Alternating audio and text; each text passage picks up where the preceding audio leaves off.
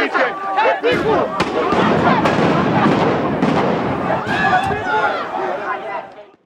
the police come, we must stick together. We must be united like exiled priests. Comrades, if they try to arrest you, to them. Hey, get that laugh out of our face! United, we never be defeated.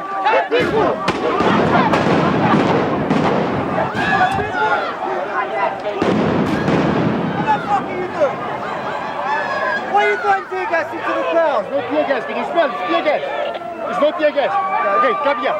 What are you doing? What are you doing? You want to arrest me as a member of the international media to tell you to stop firing? Is that what you're trying to arrest me for? I'm working for the TV programme which is covering this summit. I've got a crew there. And you're firing into my crew. You did not give a warning. I became politically active largely because of his influence and the stories he used to tell me about South Africa and his life. Members of the Council, Mr. Chairman, it's quite clear that the time has now come for joint control of security forces. These people cannot be trusted. This act of murder is proof of this. Thank you. I hate my dad.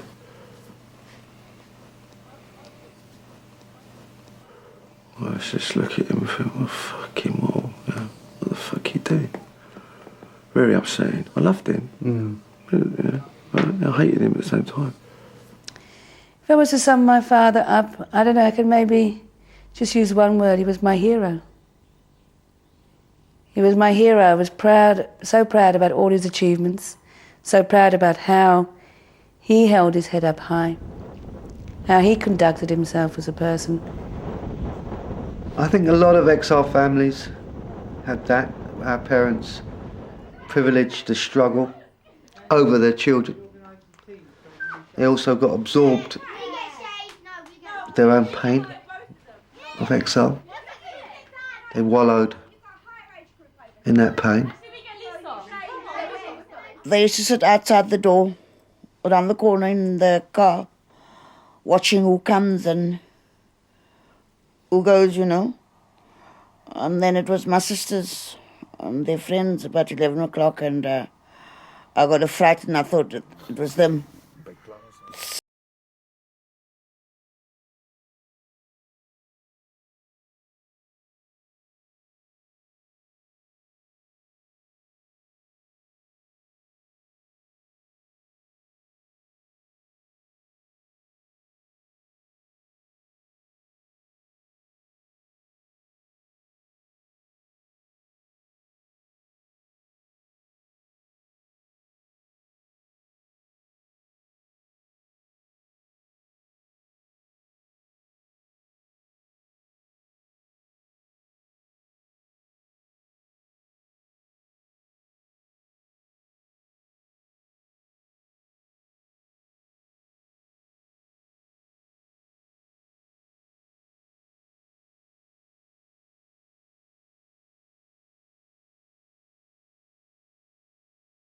I remember Barney as a man, tall and straight, devoted to the struggle.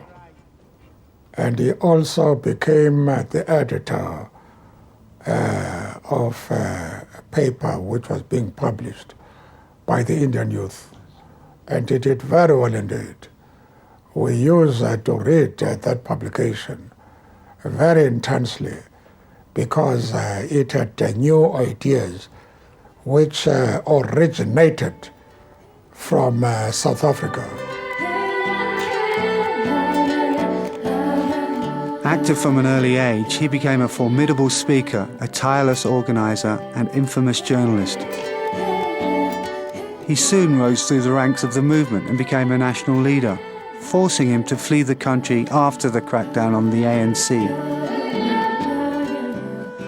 Sometimes when he used to be on the run and the core team, I had to feel quite relieved because while he's on the run, you don't know what's happening. But while he was in the run too, he used to be on the run with some woman.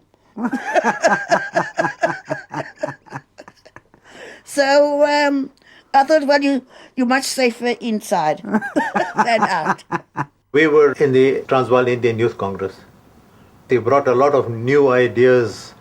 Very charismatic person. He drew people to him all the time. When Barney moved to Cape Town, I remember the Guardian newspaper, or New Age, whatever it was called at the time, had 2 photographs of Barney, the same photograph. Barney Desai, the Indian, Barney Desai, the colored. As an Indian, he could have been locked up. As a colored, he was free. We were classified as half and half. We were classified, you were half colored and you were half Indian. So, in actual fact, you never actually knew where you belonged. Malays, numbering almost 1/10 of the population of 350,000, are still dominated by loyal adherents to the faith of Islam. And this the government thrived on, because the more division they could sow, the greater was their power.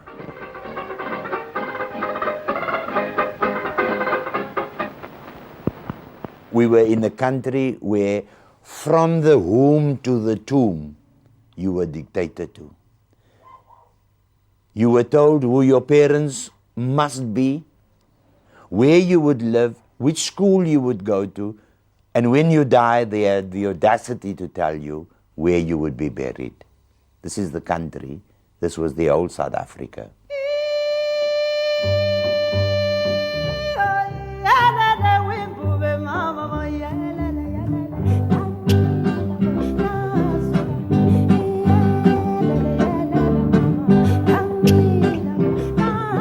My father stood up against this brutality. Not long before I was born, he was facing arrest for treason and was instructed by the ANC military command to leave South Africa. My mum left South Africa with me and my family in 1964. Leaving on an exit permit, we could never return to the country again. Mum was allowed to leave with £80, and that's how she had to start her future life. Yes, it hardened me. You know, so many things were thrown at me that it made me, I think, stronger and harder. You know, because I still find it difficult to cry today. It takes a hell of a lot.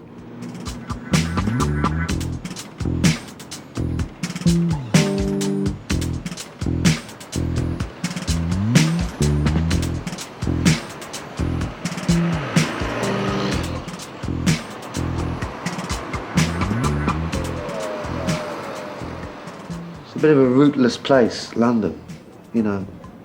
It's great, you know, lots of immigrant communities and lots of cultural diversities and plays, theatres, cinemas, music. But a lot of negative influences as well.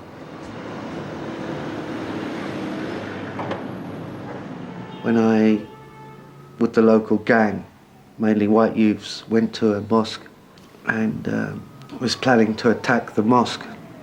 These guys came running out with their swords and we ran off and they chased us up the road and one of them said, "Are you with these guys?"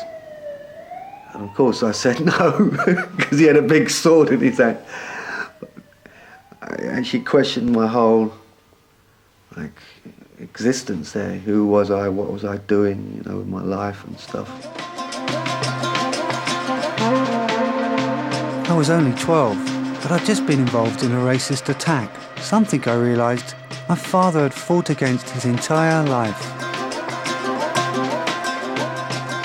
The school playground was hardly the most welcoming place, especially if you're different, and I was different in every imaginable way. I often got into fights, earning the nickname Hardy, which has stuck with me until today. You know, it wasn't nice growing up here. It wasn't a nice childhood. It wasn't like when I was back home, feeling a sense of real belonging.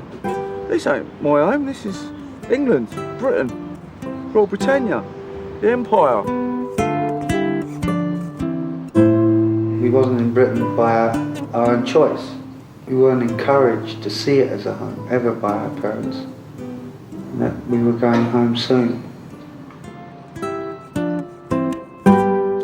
Isolated, a long way from home, my father dreamt of the struggle in South Africa, dreamt of an imminent return. It was difficult being away from his family and friends, but now a further blow. My father's Indian and coloured comrades were prevented from becoming full members of the ANC. In exile, he became more and more vocal in his belief that the organisation should allow all racial groups to join. His seeming dissent was driving a wedge between him and others in the organisation. The people had to follow the policy of the organisation inside the country. And it was much later that the ANC changed and decided to accept all racial groups. But there was a time when they accepted only Africans.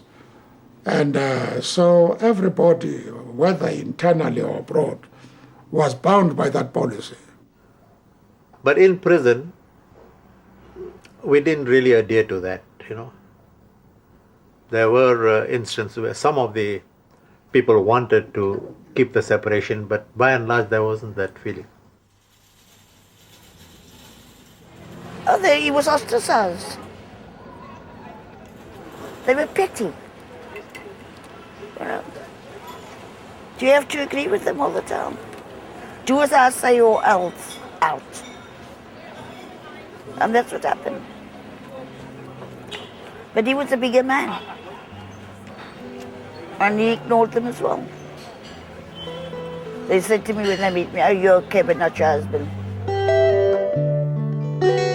Even though it was painful to see him sidelined, I admired my father for sticking to his principles. The movement, heavily influenced by the South African Communist Party, isolated anyone who refused to toe the line. In my father's case, they decided to call his character into question. That's when he and a few others joined the more radical PAC, Pan-Africanist Congress, an offshoot from the ANC. Although there were many other exiled families in London, as kids we felt different. My dad wasn't in the ANC. It didn't matter to everyone, but some gave us the obvious cold shoulder. But I was too young to understand. All I knew was that we didn't have many friends. I just kind of dread Christmas because Mum was going to get upset and be unhappy and crying and stuff. But it got better as time went by. She was, a little bit less homesick. Oh yes, every Christmas Day I used to sit in sob. I never had lunch. Of course, I made a big meal. But funny enough, it always just happens Christmas time when you think of your family all together and you're all on your own, you know?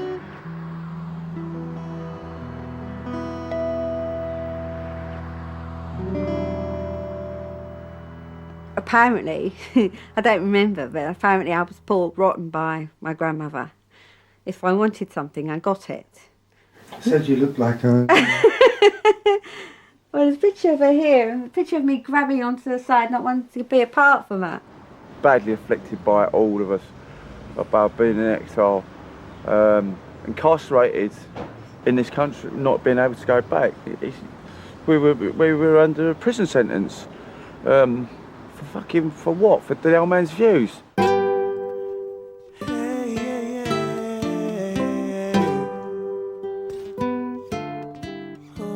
Dad was really in turmoil because he really wanted to go and see his mother, and he couldn't without fear of being arrested.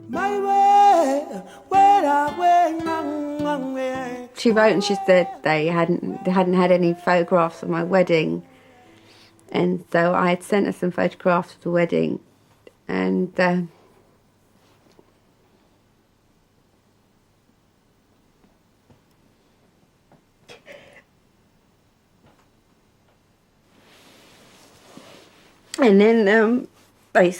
they said that when she died, she was holding the photographs.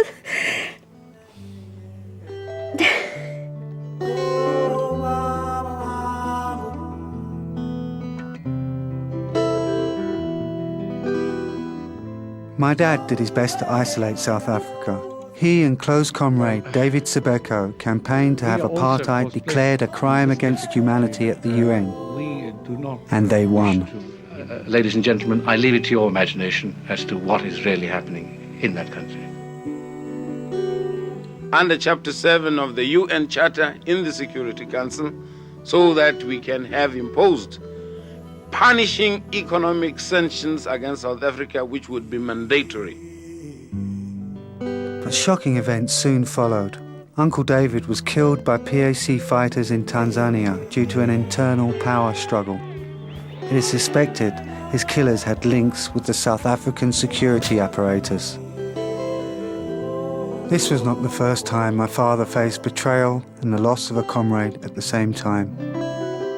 In looking for someone to distribute funds between England and South Africa, my dad found the perfect person, Imam Haroon, who quickly became involved in dishing out monies to political families. But someone, a spy inside the PAC, sold the Imam out.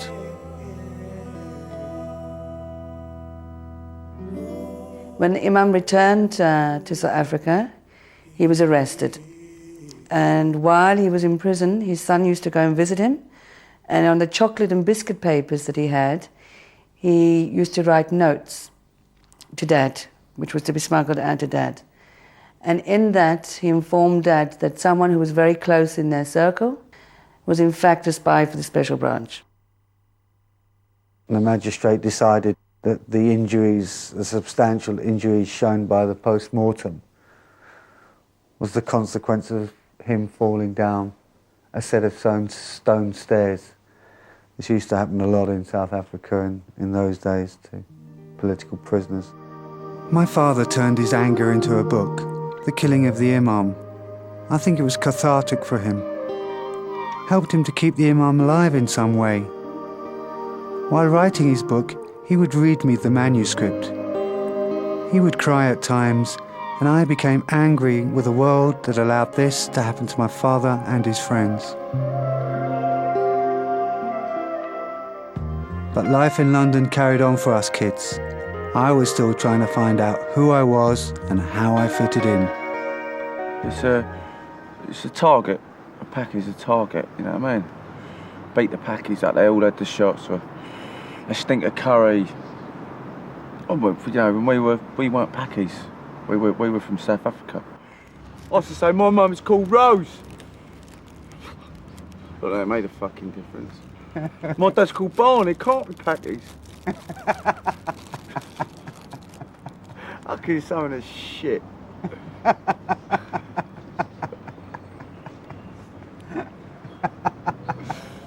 We wanted to be white, didn't we?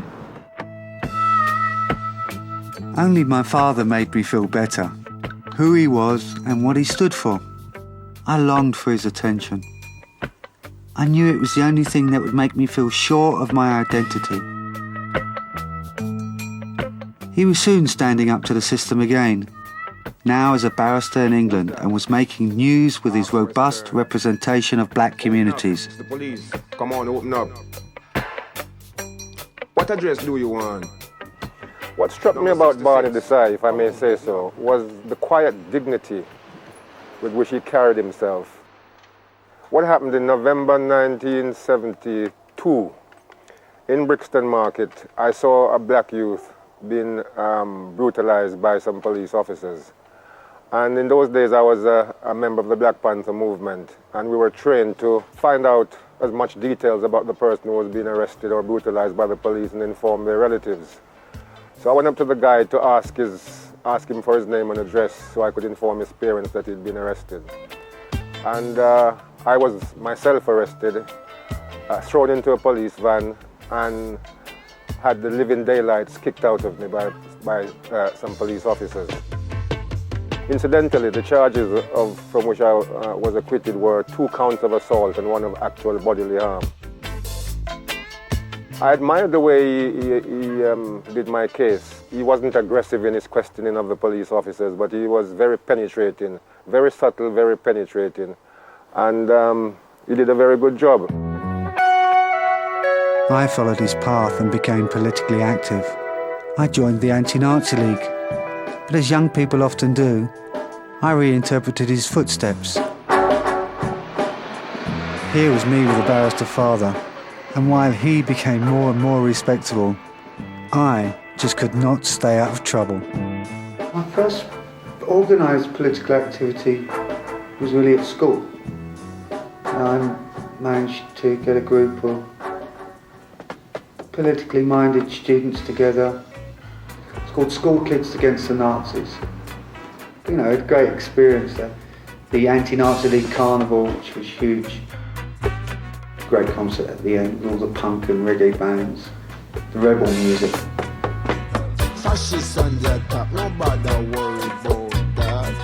Fascists on their top, we will fight them back. Fascists on their top, we will counter-attack. Fascists on their top, we will drive them back. Smash their brains in, 'cause they ain't got nothing in them. We're gonna smash their brains in. The prospect of being exiled to a so-called democratic haven, which the UK represented to us, turning into another South Africa, horrified me. Your father always said he'd live to see that day, and I've always thought I'd never live to see that day because it took so long, because they used to say another 2 years, and then say another 5 years, and then say another 2 years. And I thought, well, those 2 years and the 5 years is taking a bloody long time. So I gave up hope.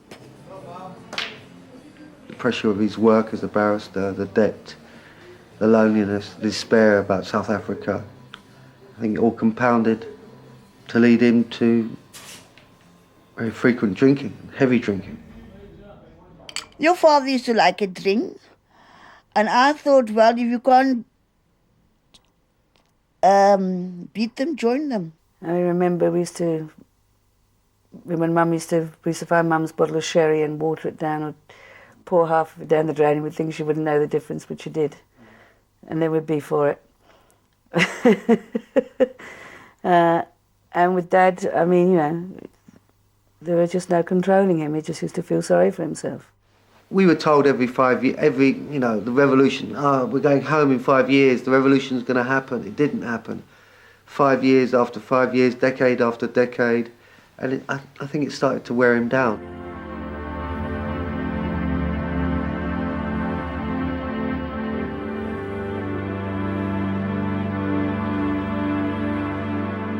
In England, we would follow the news, feeling a sense of helplessness. I could see that apartheid was increasingly stripping away people's dignity, dehumanizing people. And then in 1976, the Soweto uprising. Seeing those news images on the TV of young children being shot, mowed down, being carried, injured through the streets of Soweto, put a shiver down my spine, my skin was tingling, and I thought enough was enough. I wanted to campaign, I wanted to get my teeth into some action. Started organising the local branch of the National Union of School Students. This was the winter of discontent, you know, when there was lots of strike action in the late 70s against the Labour government. I think it stinks like all the other damn strikes in this country run by the filthy socialist communist unions. Well, it's very important to us because it's the only weapon we've got. I mean, if we do away with secondary picketing, it's going to last on and on and on and on, and we'll be here till next July. It came from a ruthless determination from a few men to create mounting chaos. Now, these few men are the wreckers in our midst. They're not the massive trade unionists, but there are a few militants who are the wreckers. How long you really feel you coulda keep we under heel when the truth done reveal about how you grab and steal, about how you make your crooked deal. Well, down in South Hall, where reach the get far, the Asians them come up by human war against the fascists and their terrorists. And you see, the Asians had plenty to see, It is no mystery. We're making history. It is no mystery.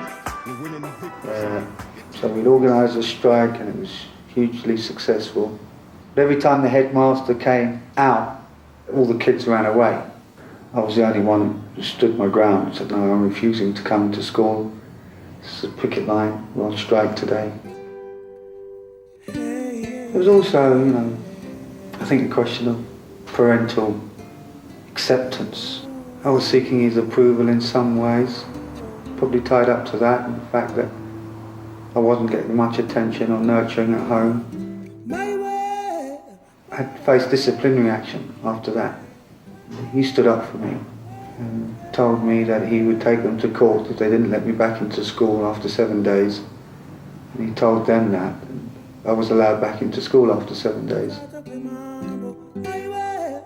It seemed to me that I'd won both my father's attention and approval. But that was not so for my brothers. Well, I did tell him later on in life, he never told me he loved me. Did you ever grab me? Did you ever hold me? Did you ever come to a football match? Did you ever come to open evenings? You wanted me to be a barrister. You tried to force me to read books.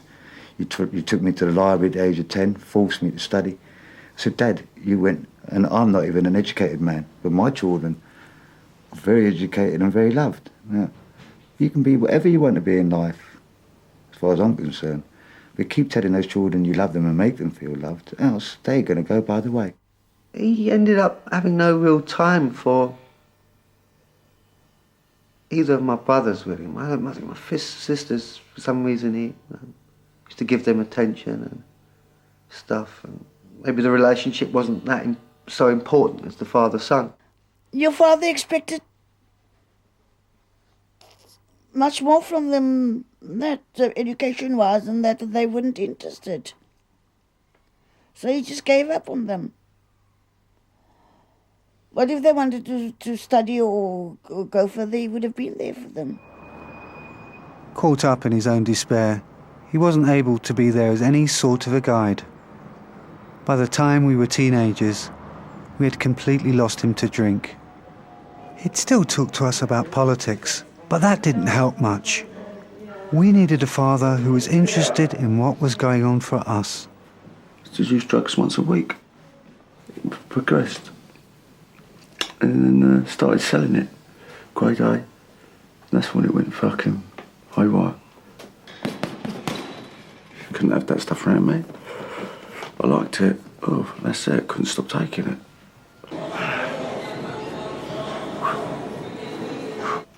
And he found this stuff and just went in at one and said, you know who I am, I could lose my job over this, I don't really care. And he said, well, you're not my son. I said, you're not my dad. He said, you haven't been. I know you think you're fucking not a dad, not my dad. He said, oh, I decided to get out of my house. He never spoke to me for 10 years. A long time he never spoke to me, disowned me.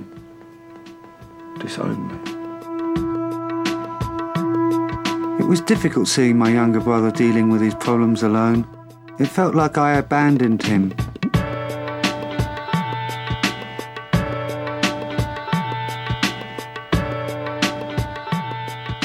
By the time I went to college, my politics had become different from my father's. So much for national independence. I wanted no less than socialist revolution.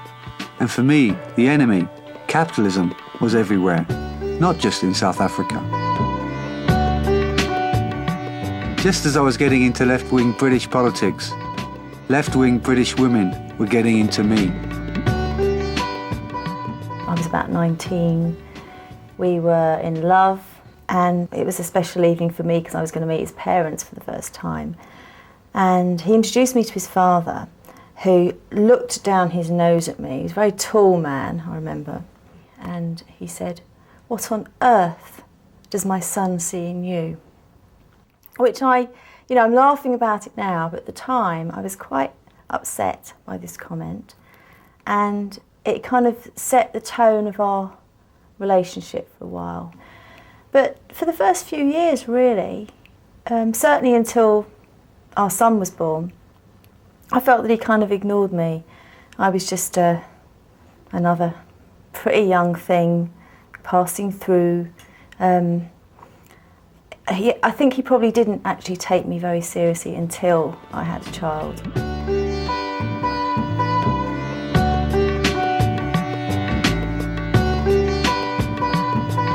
Looking back, it's strange how we repeat patterns.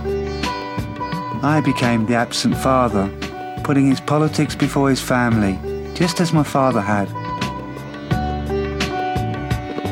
Why? 2 reasons. My dad left England for Zimbabwe. He was sick and wanted to be on African soil. He needed me, and I was excited about what was going on in South Africa. It seemed more important than staying with my young family.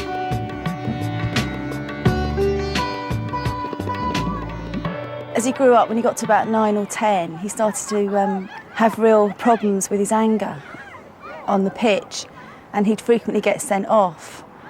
And I think times like that, I kind of felt, well, maybe if his dad was here, this wouldn't be happening.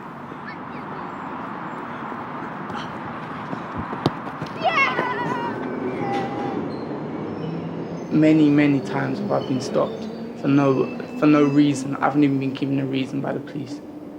I've been kicked out of train stations just for sitting there. That was really when I started seeing the differences between, how people are treated. But it's the story of if you're told you're stupid from when you're a baby, you grow up believing you're stupid for the rest of your life. And I think that's really what happened to us, We were stopped every day, told we were criminals, and then we just followed the life. Why'd you dress like that? Why'd I dress like? Because I like dressing this way. Well, if you're going to get stopped on the street all the time? I think I look smart. And, I dress smartly, I think. And I still get stopped.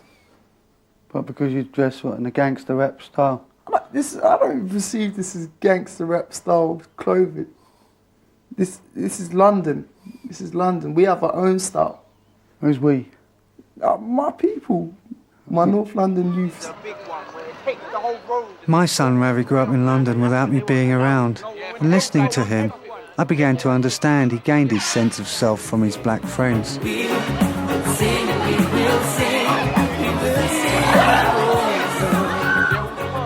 I was still too caught up in my own world to recognise the importance of my presence in my son's life. And things were changing rapidly in South Africa, where I sought to make my mark.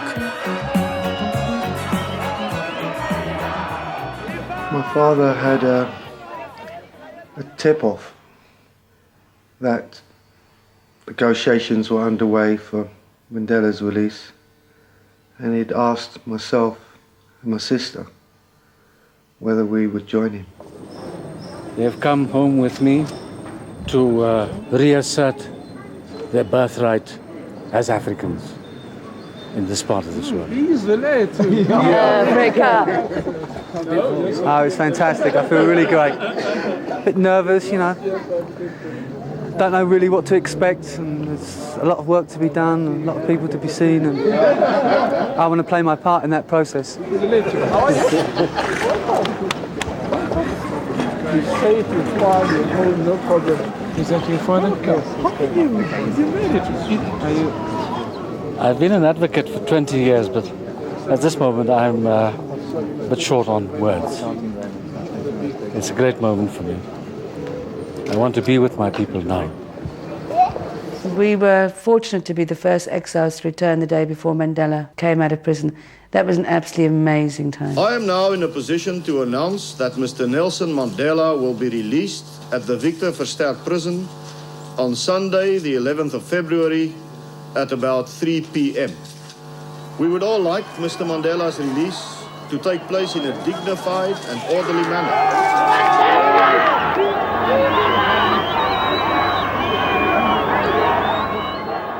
And then we went to the launching of the internal wing of the PAC in Langa. And there were people dancing behind us as we were walking in.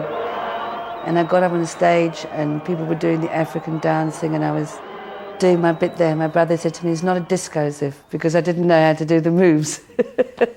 And then once South Africa was free, it was like I was set free. I could fly like a bird to Cape Town.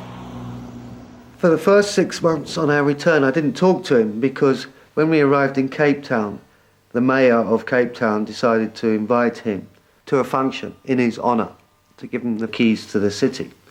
And I felt, well, who is this guy? You know, these are illegitimate. Why would I want to be part of a function, to be honoured by this person? So I refused to go. And he was quite upset with me. We didn't talk.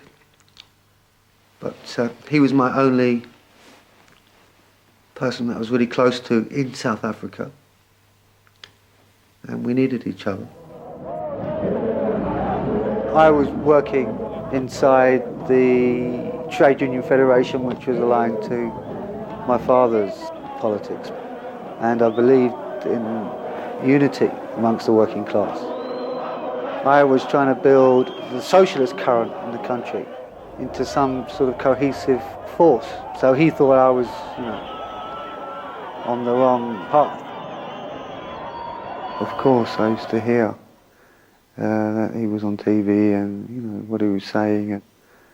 Are you optimistic? I am optimistic if we tackle the economic problems. But if we put them behind us without dealing with them, we will have no reconciliation, we will have no justice, we will have no democracy. Taking the silver of the state that belongs to all of us and you're handing it over to private people, and in this country, private people mean white people who have got money. Oh, it was a very difficult period.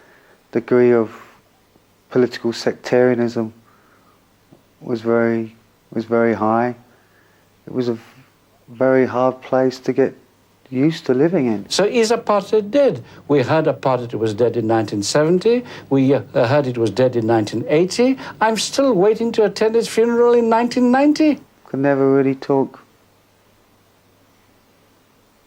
about the real personal stuff. Since February the 2nd of last year, you tell me what has really changed. What has really changed?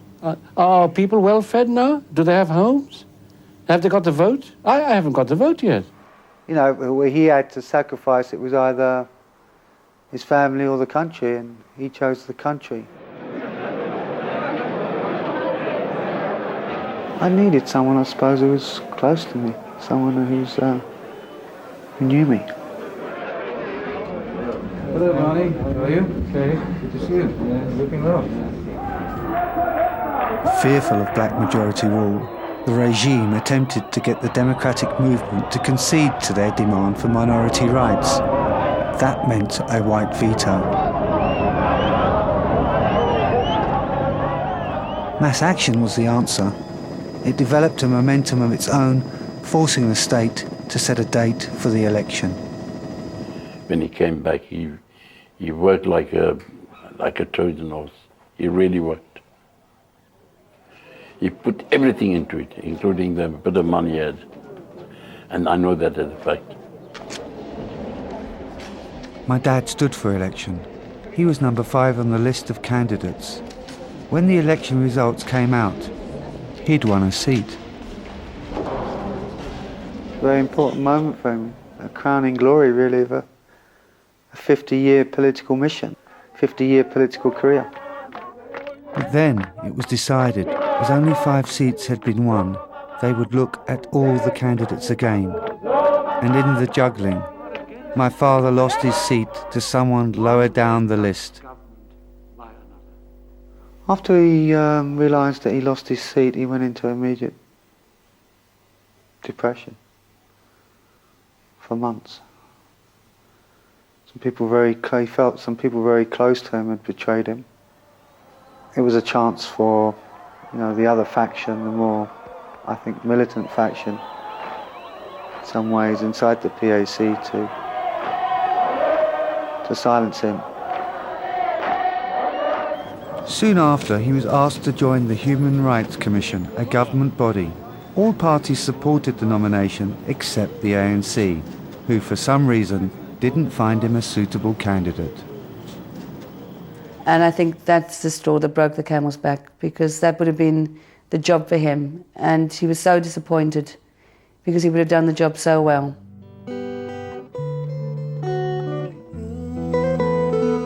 Looking back, although he spent 50 years fighting, perhaps his voice was too strident for the confines of a governmental commission.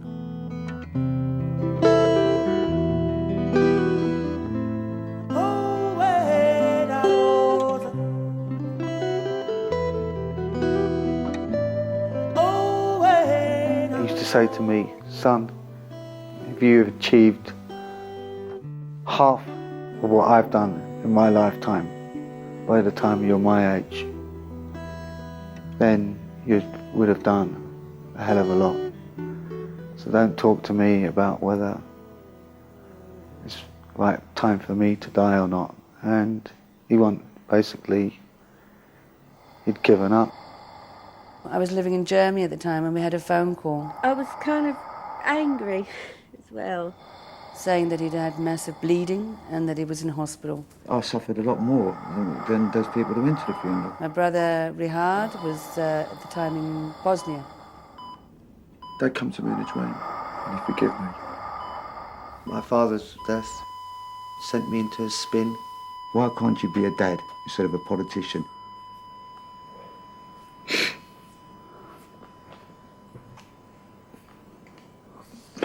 What was the worst thing for you?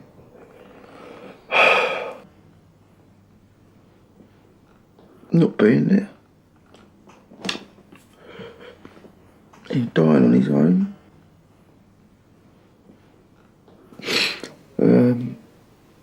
What are my last words I said to him?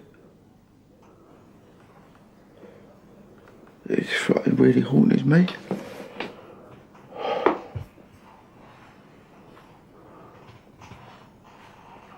What were those last words? Just told him he can fuck off and die. I don't give a shit. I don't fucking give a shit if he dies. I'll fuck off. He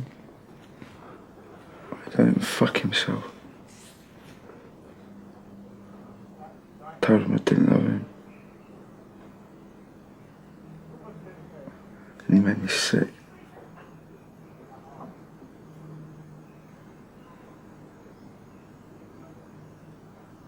Basically. I didn't know that was the last time I was going to see him. It's a bit of a big mistake I made, When my father was dying, the last thing he wrote was a poem about me. If I ever doubted how he felt, here was the proof. My boy, Hardy, I find you insufferable. You often hurt me. Then there are those times when you take me aback and do the most wonderful things to me. You are not as great as I think you are. There's no boy I care for more than you. You are a wit. You are a fucker. You are a loving person. I don't know why I'm burdened with you, I have other sons. Where did you acquire this crazy father? And where did you get your great mother? My father's death was a very critical time for me. It sent me into a spin. A lot of soul searching, trying to find out who I was. Realised he had a lot of influence over me. Some of which wasn't about me, it was about him. And my life, what I was doing with my life, wasn't about me, it was about him. I suffered a lot more than those people that went to the funeral because I should have been there. So I had to live with that in my mind and mind, and then the real missing and the real bereavement, I couldn't deal with it. But that's when as I said to you, I lost a very important part of my life. I felt that Barney's on my shoulder, even now.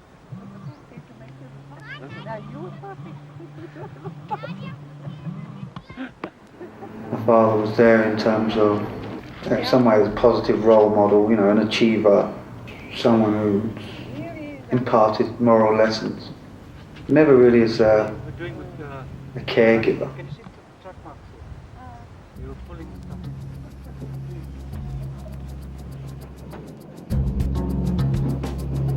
Once Ravi came to visit me when he was 16 or so, it woke me up to some of the inadequacies within myself and in terms of my own parenting. And I realised I had roots elsewhere. You can't actually tell me what my expectations are because you don't actually know me so well. I've never lived with you, and I didn't know you too well. And that's why I think I got a bit angry with you sometimes for putting me down sometimes, you know. You wouldn't actually give me that sort of confidence that I needed. And Mum's the opposite, you see. And for me, that was a very hard thing for me. I think what I have learned is about myself. Through my own parenting, as I am a critical parent in a way. I think like my father, I always held my love. I am my father's son in many ways. I get angered by injustice. You know, I've been trained by him for 30 years of my life.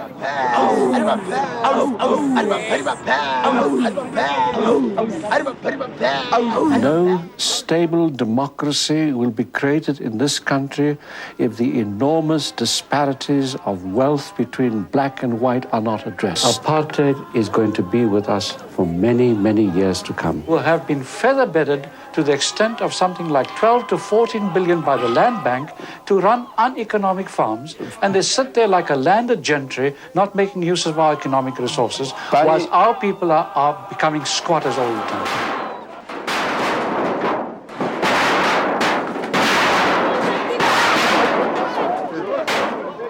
We still need to break the patterns of South Africa's past. The huge gap between the rich and poor has not narrowed.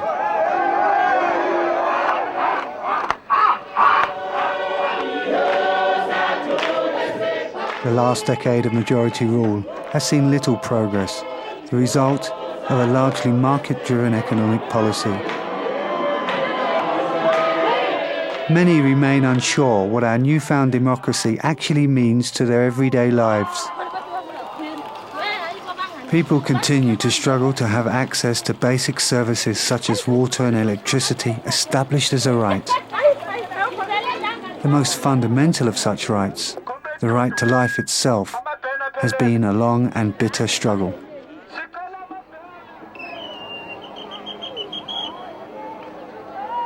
The fight to control our own destiny continues, something I still feel compelled to support.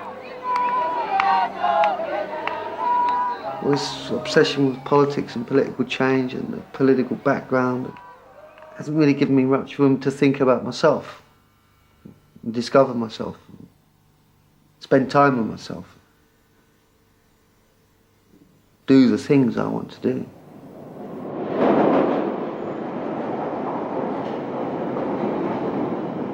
I might not be able to change my past, just as we can't change the fact that apartheid happened. It's all about the future now. My hope is by being present in their lives, my kids won't be as damaged as I was. They won't carry the pain, the legacy, any further.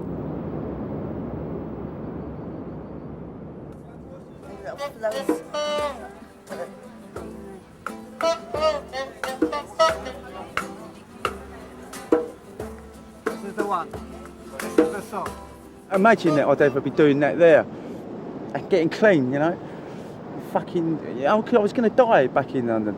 Couldn't find any. Listen to this song. This is for you.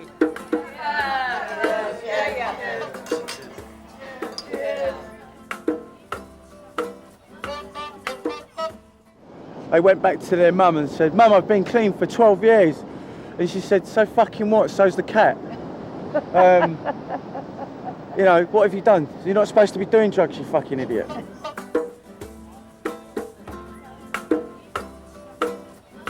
I've got to learn how to live. It's all starting all over again. I've been reborn. So basically, I'm actually 45 days old, in my eyes, because I'm not that person who I was before.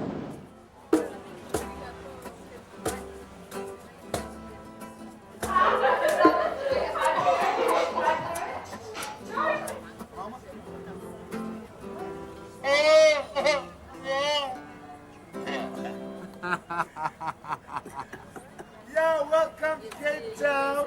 I was that small. The cow. With the big boy.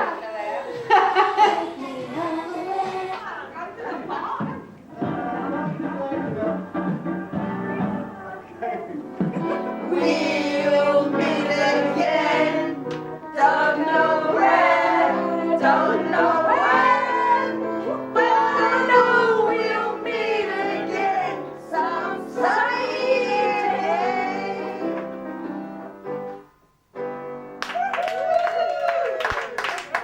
But we have to talk about this on camera.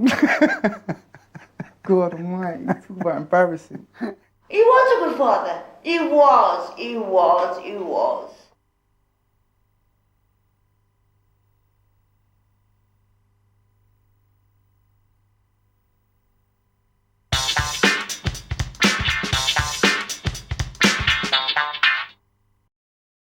Hi, thank you for watching. If you like this documentary and are interested in content just like this, please don't forget to click the like button and subscribe button just below the video. Thank you.